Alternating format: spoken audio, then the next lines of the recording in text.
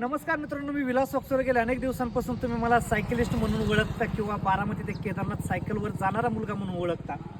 आज आपल्याला खरं तर निलेश भाऊ खुंटे, गाव त्यांचं श्रीगोंद्यावरनं निघाले ते चाललेत आता श्री दत्तगुरूंचा आशीर्वाद घेण्यासाठी नारायणपूर या ठिकाणी. कधी निघलाय तुम्ही घरून? आम्ही काल सकाळी निघलो. काल सकाळी निघलाय. हे काय कुठं कुठं जाऊन आलाय तुम्ही?